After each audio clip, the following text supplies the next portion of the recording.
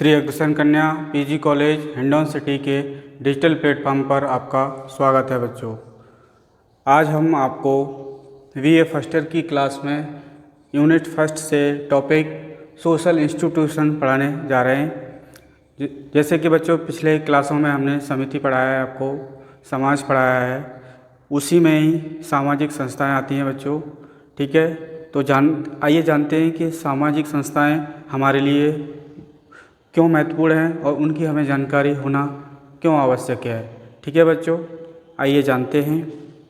तो सबसे पहले हम जानेंगे बच्चों सोशल इंस्टीट्यूशन क्या है, सामाजिक संस्थाएं क्या हैं और ये कौन कौन सी सामाजिक संस्था हैं जो हमारे लिए बहुत ही महत्वपूर्ण हैं। ठीक है बच्चों, तो सबसे पहले हम जानेंगे कि सामाजिक संस्थाएं वैसे कौन कौन सी हैं। देखो बच्चों, हमारा जो महाविद्यालय है ये भी एक सामाजिक संस्था है, जाति सामाजिक संस्था है, धर्म भी सामाजिक संस्था है, विवाह सामाजिक संस्था है बच्चों, परिवार सामाजिक संस्था। कभी कभी एक नंबर में पूछ लिया जाता है उपरोक्त में से कौन कौन सी सामाजिक व्यवस्थाएं, उनके नाम बताओ, मैचिंग आ जाती है पेपर में, आप इसको ध्यान रखना। ठीक है, आइए बच्चों अब जानेंगे हम जो सामाजिक संस्थाएं हैं उनका सामान्य अर्थ क्या है, हम क्या लगाते हैं उसका सामान्य अर्थ। इसका मतलब है बच्चों किसी भी सामाजिक व्यवस्था जिसमें बहुसंख्या का मतलब एक संस्था से बहुत सारे लोग जुड़े हों,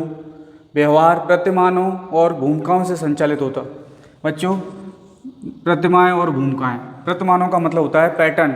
हर समाज में क्या है, कुछ न कुछ पैटर्न निर्धारित होते हैं। इसका मतलब यह है कि एक छात्र हो आप, तो हम उम्मीद करते हैं आप छात्र की तरह व्यवहार करोगे, ना कि चोरों की तरह।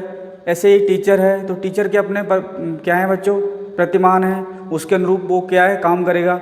जब कोई टीचर अपने कर्तव्यों से विमुख हो जाए तो क्या हम उसको टीचर की संज्ञा देंगे? नहीं देंगे।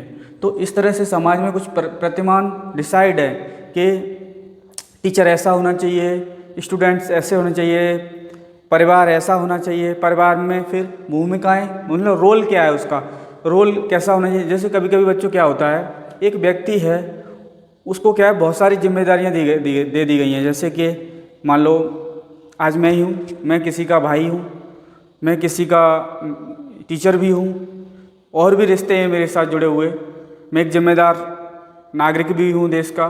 तो इस तरह से क्या है हमारे साथ भूमिकाएं बहुत ज़्यादा जुड़ गई हैं, प्रत्येक व्यक्ति के साथ है बच्चों। तो उस कंडीशन में क्या कराया जाता है कि कभी कभी कॉन्फ्लिक्ट हो जाता है, भूमिकाओं में संघर्ष हो जाता है, तो वो व्यक्ति पूरा योगदान उस चीज़ में नहीं दे पाता है।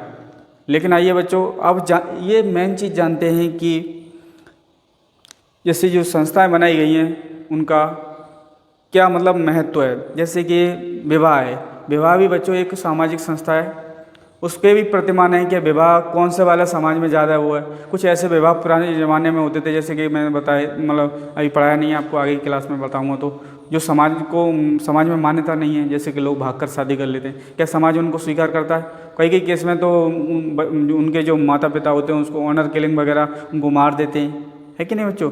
कभी कुछ केसों में क्या है, ऐसा नहीं है कि प्रेम विवाह कोई गलत चीज़ तो नहीं है बच्चों, सामाजिक मान मर्यादा में रहकर जो चीज़ें होती हैं वो अपने आप में वैसे ही। तो ठीक है बच्चों, अब हम थोड़ा क्या है इसकी अर्थ तो हमने जान लिया। एक कभी कभी बच्चों ये बात नोट करने की है कि जो संस्था शब्द है वो किसने बताया है। तो बच्चों सबसे पहले जो संस्था शब्द है वो हर्बर्ट स्पेंसर जी ने, ये बच्चों इंग्लैंड के प्रसिद्ध समाजशास्त्री हैं। पहले ये बायोलॉजिस्ट थे, मतलब बायोलॉजी के क्षेत्र में इन्होंने बहुत सारा योगदान दिया है, लेकिन बाद में इन्होंने बायोलॉजी के जो सिद्धांत थे उनको समाजशास्त्र में समावेशित कर दिया और उन्होंने एक किताब लिखी जिसका नाम है बच्चों फर्स्ट प्रिंसिपल्स। इस किताब में इन्होंने संस्था रूपी क्या है बच्चों शब्द का क्या किया, प्रयोग किया। ठीक है, लेकिन बच्चों कभी कभी इसमें भी एक नंबर में आता है कि जो संस्था शब्द है उसका प्रयोग कौन सी किताब में किया गया है, तो आपको बताना होगा। या सीधे सीधे पूछ लेगा फर्स्ट प्रिंसिपल्स किताब किसने लिखी है, हर्बर्ट स्पेंसर ने लिखी है। जब हम हर्बर्ट स्पेंसर पढ़ाएंगे पूरा स्पेशल, तब और भी चीज़ें इसमें बताएंगे। प्रकार का भी इनका योगदान है, प्रकार में ही इन्होंने सबसे पहले प्रकार के बारे में भी बताया है बच्चों। ठीक है, अब बच्चों सामाजिक संस्था की परिभाषा जान लेते हैं बोगार्डस के अनुसार। ये नाम तुमने पहले भी सुना होगा। जो बोगार्डस जी हैं इन्होंने सामाजिक दूरी का भी सिद्धांत दिया है बच्चों, बहुत ही महत्वपूर्ण समाजशास्त्री हैं। ठीक है, तो इन्होंने क्या बताया है, सामाजिक संस्था समाज की वह संस्था है या वह संरचना है जो सुव्यवस्थित विधियों द्वारा लोगों की आवश्यकताओं की पूर्तियों के लिए संगठित की जाती है। देखो बच्चों, जैसे कि मेलानोव्स्की ने बताया है, मेलानोव्स्की आपने नहीं सुना है अभी, फिर जब तुम और पढ़ोगे इसको आगे सोशियोलॉजी को तो तब आपको पता चलेगा। मेलानोव्स्की ने बताया है कि आवश्यकता का सिद्धांत दिया है। हर व्यक्ति की बहुत सारी आवश्यकताएं होती हैं जिनकी पूर्ति के लिए जो संस्थाएं एक माध्यम हुआ करती हैं बच्चों। जैसे कि मान लो हमारी आर्थिक समस्या है या आर्थिक ज़रूरत है, वो कैसे पूरी होती है बच्चों? बैंक के माध्यम से कभी कभी हमें जब ज़रूरत पड़ती है तो लोन भी लेते हैं, हम अपना पैसा भी वहाँ रखते हैं। तो ये बैंक भी क्या है बच्चों, हमारे लिए क्या है, एक संस्था है। परिवार है, परिवार में हमारी बहुत सारी आवश्यकताएं पूर्ति होती हैं। जैसे कि मैंने उस दिन परिवार पढ़ाया था तो उसके बारे में बताया था, परिवार के क्या क्या कार्य होते हैं। आपको पढ़ा लिखा रहे हैं, ये भी तो परिवार का दायित्व है। आपका भरण पोषण कर रहे हैं, ये भी परिवार की जिम्मेदारी है। आपको एक पहचान मिली है, वो भी परिवार से ही मिली है, नहीं है भैया? तो ये सारी चीज़ें, नातेदारी भी इसी में ही आती है। तो आप लोगों ने अभी परिभाषा समझी है। कभी कभी एक नंबर में परिभाषा भी आ जाती है कि सामाजिक संस्था की परिभाषा बताइए, तो आपको बताना है सामाजिक संस्था समाज की वह संरचना होती है जो सुव्यवस्थित विधियों द्वारा लोगों की आवश्यकताओं की पूर्ति करती है। यहाँ सुव्यवस्थित से मतलब है बच्चों वेल सेटल्ड या वेल स्ट्रक्चर्ड जो मेथड होते हैं। जैसे कि मान लो, ऐसे ही समझ लो कि मान लो आप एक स्कूल खोल रहे हैं छोटा सा, तो स्कूल खोलने के लिए भी तो बहुत सारी जो डॉक्यूमेंट वाली प्रक्रिया पूरी, पहले सरकार से मान्यता लेनी पड़ती है, फिर उसके लिए बिल्डिंग बनानी होती है, फिर बिल्डिंग के साथ साथ कर्मचारी चाहिए होते हैं, तो सारी व्यवस्थाएं होती हैं तभी तो है। और संरचना का मतलब है, संरचना का मतलब है जैसे कि हमारा शरीर है विभिन्न अंगों से मिलकर बना है, तो एक संरचना ही तो है, एक स्ट्रक्चर में ही तो डले हुए हैं हम। या फिर ऐसे कह सकते हैं जैसे घर बनवाते हैं, घर बनवाने से पहले क्या है, हम लोग एक मतलब नक्शा पास कराते हैं, है कि नहीं, अथॉरिटी द्वारा, तो वो भी एक संरचना है। किसी भी इसकी भी संरचना है, जैसे देखो यहाँ से भी खोल सकता है, ये भी संरचना है अलग अलग। तो संरचना समझ गए हो गया। तो अभी हम लोगों ने क्या है बच्चों, सामान्य अर्थ जाना है, ये जो टर्मिनोलॉजी है ये भी जानी और परिभाषा जानी है। अब बच्चों सामाजिक संस्थाओं के कुछ कार्य बताएंगे हम आपको, ये भी महत्वपूर्ण है। जाति भी बच्चों सामाजिक, कभी कभी यही पूछ लिया जाता है कि सामाजिक संस्थाओं के उदाहरण बताइए कंपटीशन में भी। जैसे कि आप सोशियोलॉजी पढ़ने के बाद टीचर या किसी के लिए अप्लाई करोगे तो तब भी ये सब चीज़ें पूछ ली जाती हैं कि कौन कौन सी संस्थाएं हैं जो सामाजिक संस्थाएं हैं। जैसे कि बच्चों मैंने तुम्हें बताया, आइए तुम नोट कर लो बच्चों, सामाजिक संस्थाओं के नाम।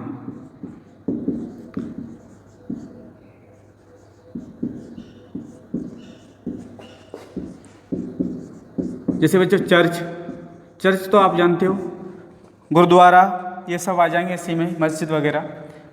और विवाह भी इसी में ही है, सामाजिक संस्था है। हिंदुओं में बच्चों विवाह को क्या बोलते हैं, एक धार्मिक संस्कार, जबकि मुस्लिम कम्युनिटी में विवाह को क्या बोलते हैं, सामाजिक समझौता। तो ये हो गया, विवाह हो गया। जाति भी बच्चों सामाजिक संस्था है, ठीक है। जाति के कार्य भी पढ़ोगे अभी जब भी तुम आगे की क्लास में आओगे। जाति हो गया। धर्म भी बच्चों सामाजिक संस्था है, धर्म। दहेज प्रथा ये भी सामाजिक संस्था है, जितनी भी प्रथाएं हैं समाज में, जो कुरीतियाँ हैं। और बाजार भी सामाजिक संस्था है, बाजार भी हमारी ज़रूरत का आधार है। जैसे कि बच्चों आजकल लॉकडाउन चल रहा है, अब फिर तुम ये सोचते हो कभी कभी बंद रहता है बाज़ार, अब तो खैर खुलने लगा है। ये सब क्या है, बाजार भी तो हमारी ज़रूरतें पूरी करता है बच्चों। मैं उम्मीद करता हूँ आपने ये सब नोट कर लिया होगा।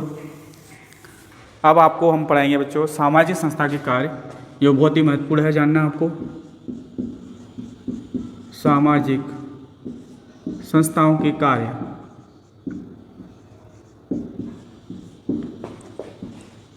कभी कभी पेपर में बच्चों ये ऐसे भी लिख के आ जाता है कि सामाजिक संस्थाओं का महत्व बताइए। बात एक ही है, इसमें कोई डिफरेंस नहीं है, ठीक है।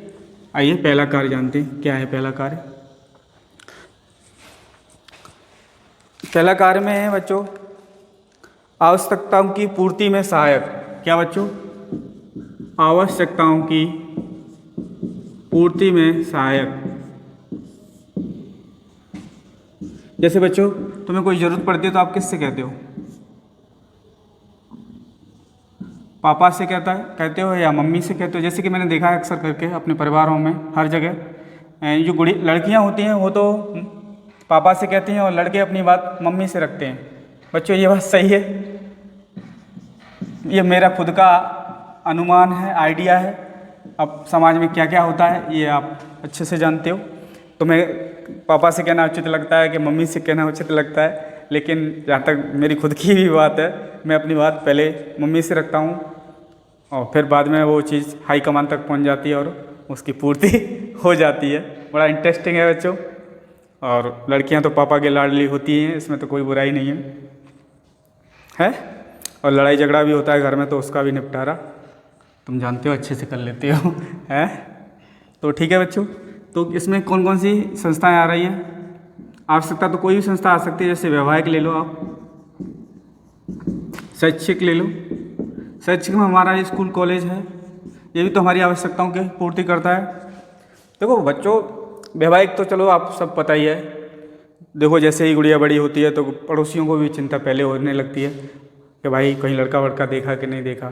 तो क्या है बच्चों, ये हमारी समाज की भी आवश्यकता है। विवाह जैसी संस्था तुमने देखा है, प्राचीन जब भी सभ्यता का विकास नहीं हुआ था तो शादी विवाह मतलब कोई संबंध नहीं, कोई किसी कोई वो ही नहीं था, क्या सब कुछ सब अस्त व्यस्त था, आप उम्मीद लगा सकते हो। और आज के ज़माने में तो विवाह रूपी संस्था का महत्व और ज़्यादा बढ़ गया है कि नहीं? वो कैसे बढ़ गया है वो आप जब भी मैं विवाह पढ़ाऊँगा आपको तब बताऊँगा अच्छे से, ठीक है? ये संस्था है। अगर हम बात करें शैक्षिक संस्थाओं की तो ये बच्चों दो तरह से होती हैं, औपचारिक और अनौपचारिक। औपचारिक में तो है आप कॉलेज स्कूल आकर के पढ़ाई करते हो, बहुत सारी चीज़ें सिखाई जाती हैं आपको, कर्तव्य पालन सिखाया जाता है। एक अच्छा राष्ट्रभक्त और देश का नागरिक बनाने के लिए, आपका व्यक्तित्व निर्माण के लिए क्या है बच्चों, पढ़ाई लिखाई बहुत ज़रूरी है।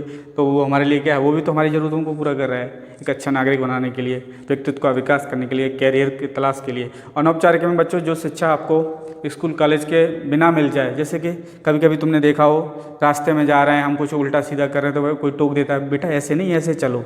आप घर में ही जैसे कभी तेज़ आवाज़ में बात कर रहे हो, नहीं, लड़कियों को ज़्यादा तेज़ आवाज़ में बात नहीं करनी चाहिए, सलीका होना चाहिए। और महिलाएं होती हैं तो बड़े बुजुर्ग वो बड़े होते हैं, पर्दा वगैरह है आजकल तो सिस्टम ही बदल रहा है। मैं इन सब पर कोई अपनी ज़्यादा व्यक्तिगत राय नहीं देना चाह रहा हूँ, सब लोग इस चीज़ से वाकिफ़ हैं।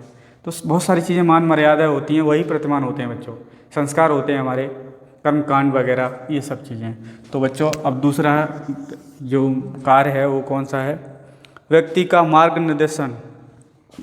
जो संस्थाएं होती हैं बच्चों व्यक्ति का क्या करती हैं, मार्ग निर्देशित करती हैं, मतलब नई नई जानकारी देती हैं कि भाई ऐसे नहीं तो ऐसे, मतलब अपनी निर्देशित करती हैं। ठीक है बच्चों, क्या इसमें हम जानेंगे कि व्यक्ति का जो मतलब आगे का लाइफ है वो किस तरह से अपने जीवन जब बीतता है। तो जैसे कि तुमने देखा संस्कार तो तुम्हें पता ही है, फिर वो आश्रम पद्धति पढ़ोगे आप कि कौन कौन से आश्रम में क्या क्या महत्व, क्या क्या जिम्मेदारी दी गई। जब हम मतलब गृहस्थ आश्रम में आते हैं तो क्या वो संगम की दर्जा दिया है, कहने का मतलब सारी जितनी आवश्यकताएं होती हैं वो गृहस्थ आश्रम के माध्यम से पूरी होती हैं। तो जैसे कि आप हमारे यहाँ संस्थान में पढ़ रहे हो तो टीचर की कोशिश रहती है कि आपको अच्छे से ट्रीट किया जाए, अच्छी अच्छी बातें बताई जाएँ, पढ़ाई के साथ साथ आपको अन्य एक्टिविटीज़ भी सिखाई जाएँ जिससे कि आप एक कंप्लीट मानव बन जाएँ और आपको जीवन में कभी भी कोई समस्या नहीं आए। तो ये व्यक्ति का मार्ग निर्देशित करना ही है, हमें एक गाइडेंस मिलता है प्रॉपर कि भाई हम गलत दिशा में जा रहे हैं कि सही दिशा। ये परिवार की भी जिम्मेदारी होती है, परिवार भी तो हमें संभालता है। जब भी हम किसी परेशानी में होते तो हमारे दुख दर्द को समझते हैं घर वाले और हमें उसी हिसाब से गाइड करते हैं, हमें दुनिया के झंझटों से बचाते हैं। और कभी कभी क्या है, परिवार के जो बड़े सदस्य होते हैं वो खुद ही कष्ट झेलते हैं लेकिन अपने बच्चों और संतान को बच्चों कभी कष्ट नहीं देते हैं। तो ये सब चीज़ें क्या है, चाहे वो किसी भी प्रकार की संस्था हो, धर्म भी तो हमें अच्छा सदाचार आचरण सिखाता है। धर्म से हमें नैतिक बात माने हमारे अंदर वैल्यूज़ डेवलप हों। लेकिन तुम जानते हो आजकल एक नई चीज़ है, गुरु शिष्य परंपरा का थोड़ा क्या है लेवल गिर गया है। आज तक तो क्या है बच्चों कुछ भी नहीं मिलता तो गूगल पे गए सर्च कर लिया गुरु की। लेकिन बच्चों इतना सब कुछ होते हुए भी आजकल क्या है, शिक्षा का स्तर अपेक्षाकृत तुम समझ रहे हो कि जिस लेवल पे होना चाहिए वो नहीं है। देखो दुनिया के अगर टॉप टॉप 400 यूनिवर्सिटी में अगर हम बात करें भारत की यूनिवर्सिटी में, तो गिनी चुनी 1-2 यूनिवर्सिटी आती है, क्योंकि हमारे इंडिया के एक तो विशाल आबादी वाला क्षेत्र है, उसके साथ साथ जनता के पास संसाधनों की कमी है। बेशक हमें लगता है कि हमारे यहाँ बहुत सारे स्कूल कॉलेज खुल रहे हैं, लेकिन वो तो खुल रहे हैं लेकिन क्वालिटी नहीं आ रही, ये एक बहुत बड़ी समस्या है। ठीक है बच्चों, डिग्री तो है हमारे पास लेकिन रोज़गार नहीं है। रोज़गार क्यों नहीं है? क्वालिटी नहीं है। वैसे मैं जो लोग रोज़गार चल रहा है उनके लिए मैं एक बात ज़रूर कहना चाहूँगा इस वीडियो के माध्यम से कि वास्तव में नौकरियों की कमी नहीं है बच्चों, लेकिन जो क्वालिटी वाले इंसान हैं उनकी कमी है। काम जरूरी नहीं है हर काम सरकारी नौकरी ऐसा नहीं है। अगर वो व्यक्ति प्राइवेट वर्क कर रहा है तो भी तो समाज में योगदान दे रहा है अपना। उसमें क्या है बच्चों, सिर्फ हो सकता है रुपए पैसे का कम मिल रहा हो, वो एक अलग बात है। अगर उसके अंदर वास्तव में डले तो प्राइवेट में भी बहुत सारा पैसा है, तो वो भी अपना अच्छे से जीवन निर्वाह कर सकता है। कहने का मतलब जीवन निर्वाह भी हमें संस्थाएं सिखाती हैं। बहुत से लोग क्या है सीए का कोर्स करते हैं तो वो भी तो एक संस्था कराती है। बहुत से लोग जज बनते हैं तो वो भी एक मतलब न्यायपालिका, एक जो हमारा लोकतंत्र है, राज्य एक संस्था है, ये सब चीज़ें भी तो हैं बच्चों। तो ये सब है।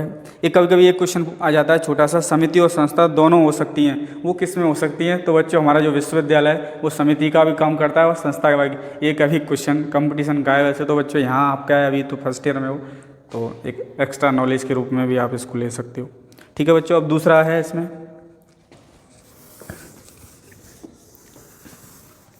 संस्था के कार्य। तो मानव के व्यवहारों पर नियंत्रण स्थापित करने में सहायक।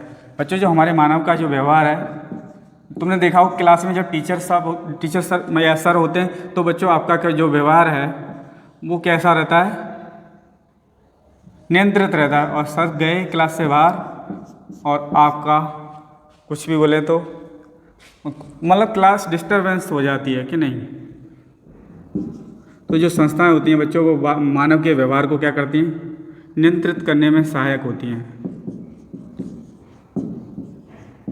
वो कैसे बच्चों आप अच्छे से जानते हो।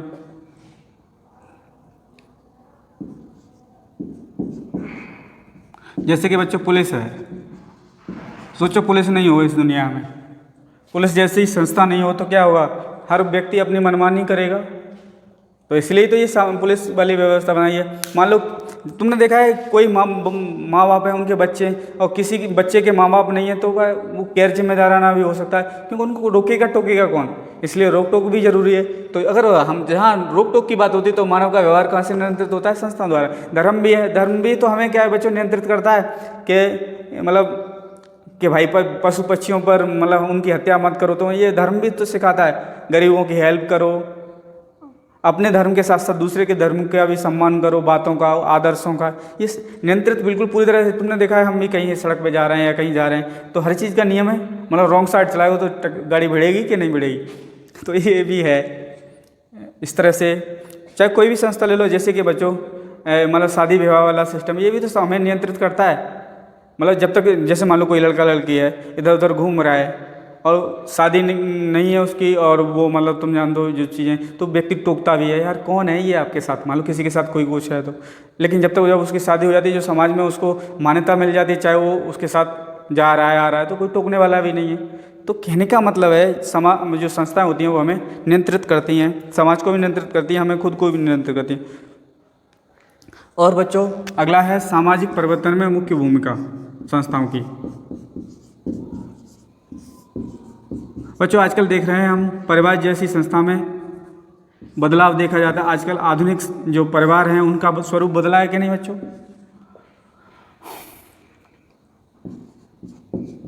कैसे बदला है?